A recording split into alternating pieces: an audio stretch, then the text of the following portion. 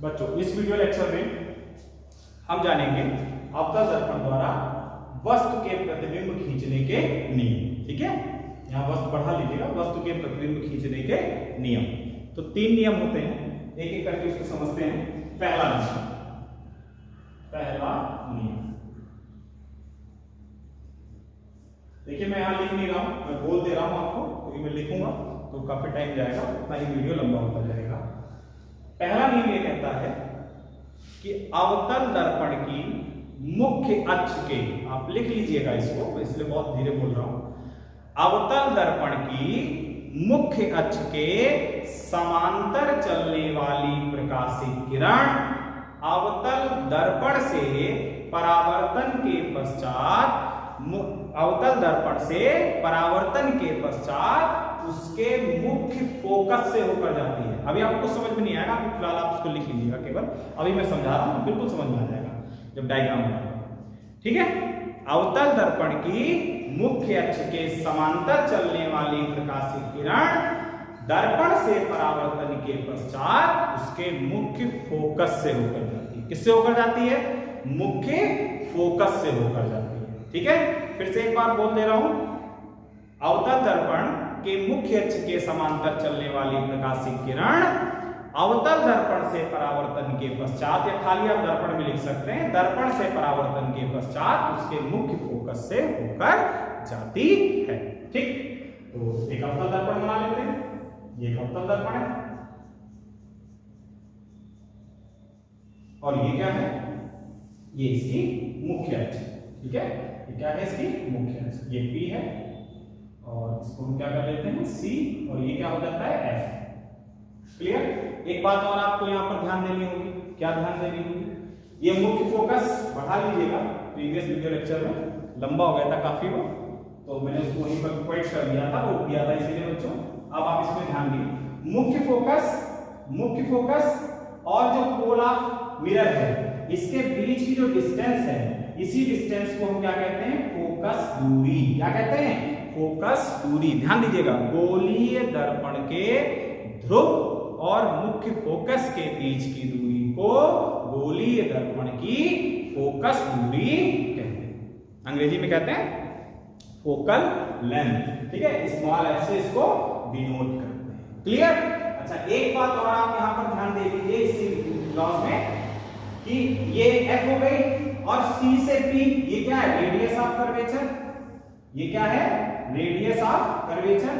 तो ये हो गया R। तो यहां ध्यान दीजिए, जितना ये PF होता है उतना ही ये FC होता है। जितना ये PF होता है, अगर मान लो 5 सेंटीमीटर है, तो फिर ये भी कितना होगा? 5 सेंटीमीटर। तो ध्यान से देखिए, R कितना हो गया? 10 सेंटीमीटर, और F कितना है? 5 सेंटीमीटर। तो आपको कुछ रिलेशन समझ में आया R और F में? क्या रिलेशन है? कि R जो है वो फोकल लेंथ का डबल होता है।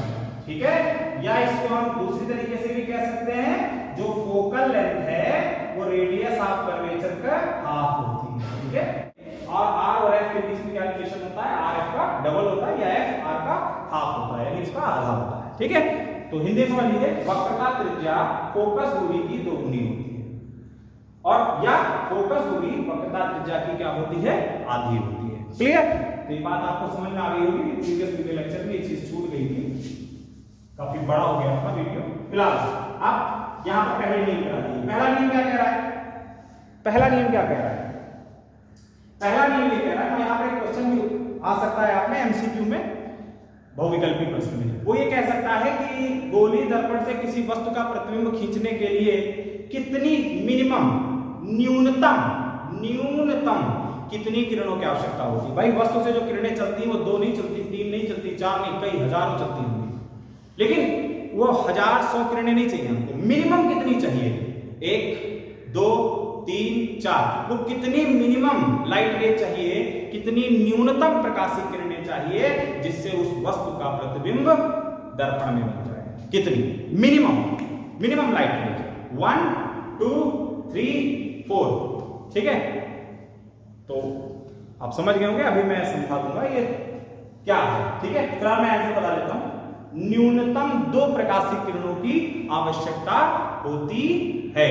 ठीक है, किसी भी वस्तु का प्रतिबिंब दर्पण में बनाने के लिए मिनिमम 2 लाइट रेज हमको चाहिए ही चाहिए इमेज क्रिएट करने के लिए, इमेज का डायग्राम बनाने के लिए। ओके, ठीक। फिलहाल आप यहां समझेंगे पहला नियम। ये पहला नियम क्या है? पहला नियम, दूसरा नियम, तीसरा नियम, ये वही लाइट रेज हैं। ये 3 तरीके से लाइट रेज हम ड्रॉ करेंगे। वस्तु से 3 में से कोई 2 लाइट रेज का यूज करेंगे हम उस ऑब्जेक्ट की इमेज को क्रिएट करने में, इमेज डायग्राम को क्रिएट करने में। ठीक, तो पहला नियम क्या कहता है? जल्दी से फिर से इसको क्या बता रहा है? डेफिनेशन में बोला था मैंने कि मुख्य अक्ष के समांतर चलने वाली प्रकाशीय किरण। भाई ये किरण क्या है? मुख्य अक्ष के समांतर है। तो मुख्य अक्ष के अगर समांतर है किरण तो ये यहां से रिफ्लेक्ट होगी। कैसे रिफ्लेक्ट होगी, क्या होगा? प्रीवियस वीडियो लेक्चर में हम डिटेल में बात कर चुके हैं इस पर। तो जब ये यहां से रिफ्लेक्ट होगी तो इसका ट्रैक निश्चित है, जो समांतर है। ध्यान दीजिएगा, अगर इस हाईवे से आए हो तो यहां से जब वापस लौटोगे तो वो हाईवे भी क्या है? निश्चित है। तो अगर आप ये मुख्य अक्ष के समांतर प्रकाशित किरण आ रही है तो निश्चित तौर पर वो किससे होकर जाएगी? वो फोकस से होकर जाएगी। किससे होकर जाएगी? फोकस से होकर जाएगी। तो पहला नियम समझ में आया? दर्पण की यानी अवतल दर्पण की मुख्य अक्ष के समांतर चलने वाली प्रकाशित किरण दर्पण से परावर्तन के पश्चात उसके मुख्य फोकस से होकर जाती है। ये रहा पहला नियम। ठीक, अब देखिए दूसरा नियम क्या है। मैं बोलूंगा नहीं दूसरा नियम, अभी आप समझ जाएंगे। मैं इस डायग्राम को भी एज इट इज बने रहने दे रहा हूं, इस डायग्राम को भी बने रहने दे रहा हूं। मैं पहला नियम हटाता हूं और इसकी जगह हेडिंग लिखता हूं दूसरा नियम। ठीक है, यहां हेडिंग दूसरा नियम। अब दूसरा नियम क्या है? अब मैं दूसरे नियम के लिए भी क्या करने जा रहा हूं, जरा ध्यान से देखिए। जो देखिए प्रकाशीय किरण का डायरेक्शन कहां था? इस तरफ। मैं डायरेक्शन दोनों किरणों की बदलने जा रहा हूं। यानी ये किरण क्या थी? आपतित किरण। और ये किरण क्या थी? परावर्तित किरण। ठीक है, ये किरण क्या थी? परावर्तित किरण। अब दूसरा नियम देखिए, बनाइए आप, समझिए इसको कि अब दूसरा नियम क्या हो सकता है। हमने क्या किया?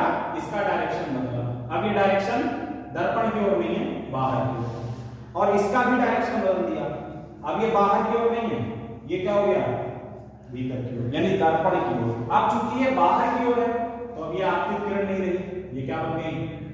परावर्तित किरण। इसे क्या कहेंगे? परावर्तित किरण। ठीक, और ये अब परावर्तित नहीं रही, क्या बन गई? आपतित किरण। क्या बन गई? आपतित किरण। क्लियर? केवल हमने डायरेक्शन चेंज किया है लाइट रेज का। बात समझ में आ रही है? केवल क्या किया है? लाइट रेज का डायरेक्शन चेंज किया है। तो दूसरा नियम समझ में आ रहा है क्या? पहला नियम क्या था? जो समांतर होगी वो फोकस से होकर जाएगी। लेकिन दूसरा नियम क्या कह रहा है? जो अवतल दर्पण में जो प्रकाशीय किरण अवतल दर्पण के फोकस से जाती है, किससे जाती है? फोकस से जाती है।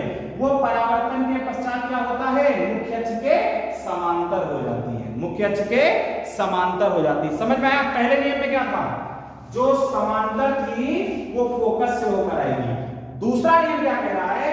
जो फोकस से होकर जाएगी वो परावर्तन के पश्चात मुख्य अक्ष के समांतर हो जाएगी। क्लियर? तो उम्मीद है आपको दूसरा नियम भी समझ में आया होगा। अब हम बात करते हैं तीसरे नियम की। तीसरे नियम में ऐसा कुछ नहीं होगा, किसी डायग्राम से काम चल जाएगा। उसके लिए फिर से एक फ्रेश डायग्राम बनाते हैं। तीसरा नियम राइट डाउन। तो दूसरा नियम लिख लेंगे। दूसरा नियम क्या लिखेंगे? मैं फिर से बोल दे रहा हूं। दूसरा नियम में आप लिखेंगे अवतल दर्पण के मुख्य फोकस से होकर जाने वाली प्रकाशीय किरण अवतल दर्पण से परावर्तन के पश्चात उसके मुख्य अक्ष के समांतर या समांतर हो जाती है। ठीक है, अब बात करते हैं तीसरे नियम की। तीसरा नियम,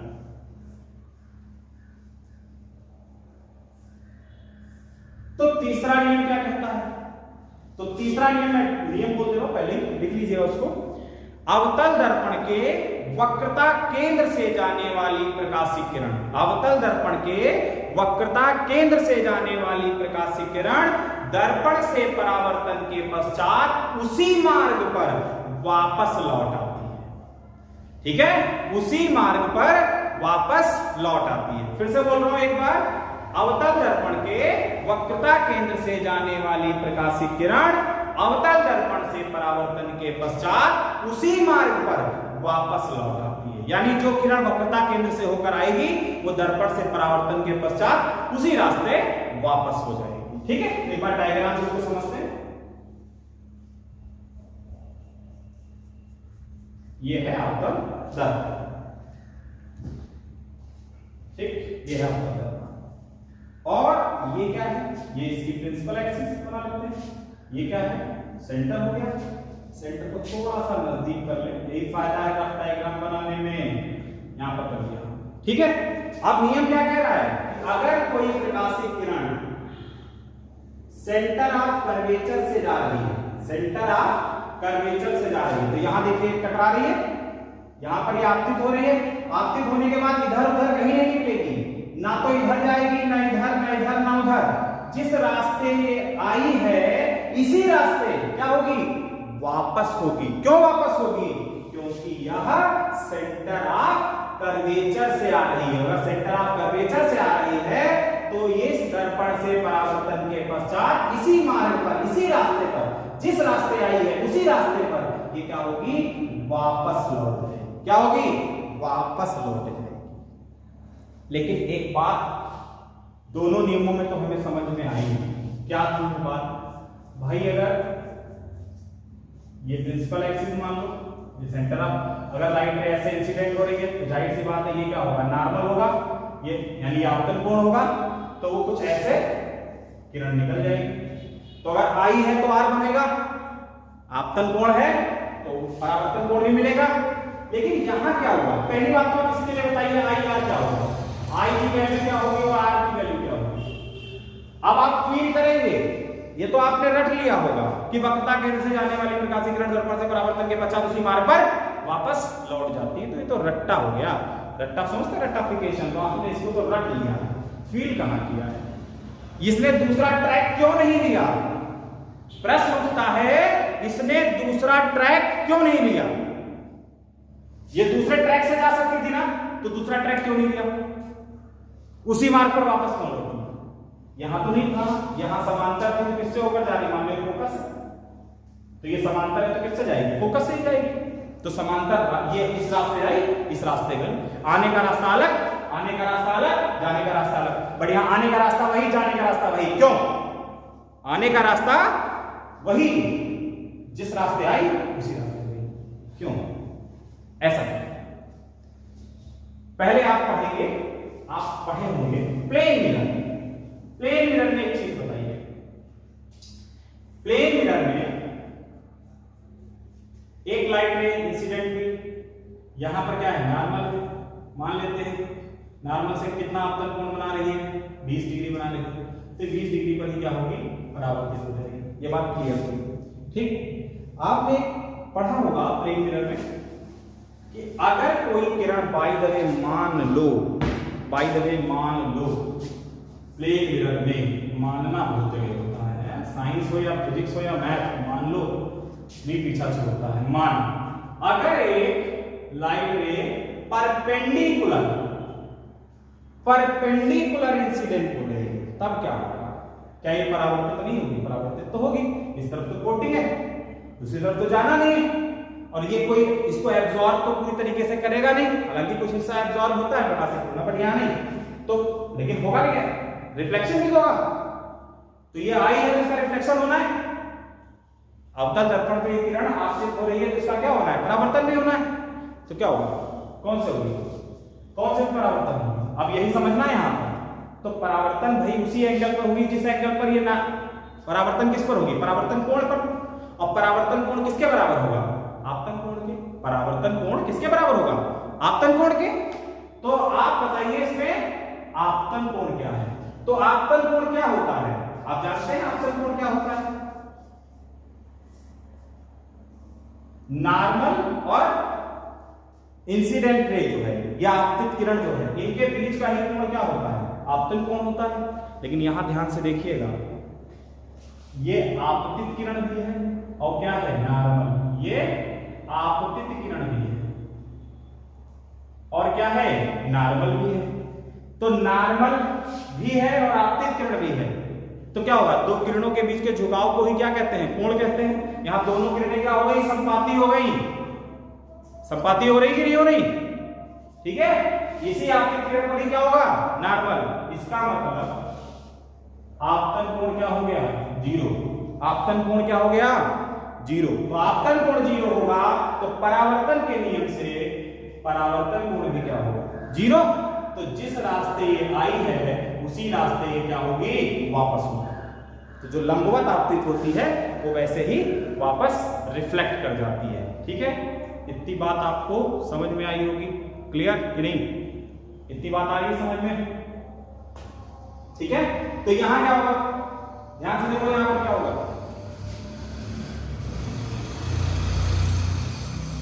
यहां पर क्या होगा? यहां ध्यान से देखिएगा, ये किरण क्या है? आपतित। ये किरण क्या है? आपतित। और किस बिंदु पर आपतित है? इस पॉइंट पर। फील करिए इस चीज को। टाइम लग रहा है कोई बात नहीं, लेकिन दिमाग में बैठा लीजिए। रटने वाली चीजें कुछ समय बाद आप भूल जाएंगे, या 10th का जैसे बोर्ड एग्जाम देंगे उसके बाद भूल जाएंगे क्या होगा। तो ये इस पॉइंट पर, ये पॉइंट मान लेते हैं ए। इस ए पर क्या हो रहा है? ये किरण आपतित हो रही है। अभी हमें वापस नहीं भेजा, अभी हम इस किरण को वापस नहीं भेज रहे। इस किरण ये इस पॉइंट पर क्या हो रही है? आपतित हो रही है। तो सबसे पहले हम क्या खींचेंगे? नॉर्मल। खींची नॉर्मल इसका। तो ए को किससे मिलाएंगे? सी से। तो अलग से कोई लाइन थोड़ी होगी, वो लाइन यही होगी, वो लाइन यही होगी, यही रेखा होगी। यानी जो आपतित किरण है वही क्या बन रहा है? अभिलंब बन रहा है। जो आपतित किरण का ट्रैक है उसी पर हमें क्या मिल रहा है? नॉर्मल मिल रहा है। तो जब नॉर्मल का ट्रैक भैया नॉर्मल आपतित किरण पर ही है, इसका मतलब है कि आई क्या होगा? एंगल आई क्या होगा? 0। तो परावर्तन कोण भी क्या होगा? परावर्तन नियम से 0। तो जब I 0 है तो इसका मतलब R 0 कैसे जा? तो इसको तो रिफ्लेक्ट होना है ना, वापस जाना है। तो वापस किस एंगल पे जाना है? 0 डिग्री पे जाना है भाई। जिस एंगल, अगर 30 डिग्री पर आपतन कोण पर वो आपतित हुई तो 30 डिग्री के परावर्तन कोण पर वो क्या होगी? वापस होगी। तो अगर 0 डिग्री पर आपतित हुई है या 0 डिग्री आपतन कोण पर ही आपतित हुई है तो 0 डिग्री परावर्तन कोण पर ही क्या होगी? वापस होगी। इसीलिए ये जिस ट्रैक से आती है उसी ट्रैक पर वापस लौट जाती है। कब? जब वह वक्रता केंद्र से आ रही होती है। ठीक है, क्योंकि वक्रता केंद्र से आ रही है तो जब नॉर्मल खींचेंगे वो नॉर्मल कहां मिलेगा? आपतित किरण के मार्ग पर ही मिलेगा। लिहाजा आपतन कोण 0 होगा तो परावर्तन कोण भी क्या होगा? 0। इसीलिए जिस रास्ते आई उसी रास्ते क्या हो गई? वापस हो गई। और तीसरा नियम बना कि अवतल दर्पण के वक्रता केंद्र से जाने वाली प्रकाशित किरण दर्पण से परावर्तन के पश्चात उसी मार्ग पर वापस लौट जाती है। ठीक है, इस प्रकार बच्चों आपने तीनों नियम आपने समझे होंगे। उम्मीद आपको समझ में आया होगा। नहीं आता तो थोड़ा सा रिप्ले करके फिर से देख ले, चीजें दोबारा उसको समझ लीजिएगा, एक बार नहीं समझ में आ रहा है। नेक्स्ट वीडियो लेक्चर में हम लोग बात करेंगे अवतल उत्तल दर्पण द्वारा वस्तु के प्रतिबिंब खींचने के नियम। कुछ यही 3 नियम होंगे। डायग्राम जो है वो अलग अलग बनेगा। ठीक है।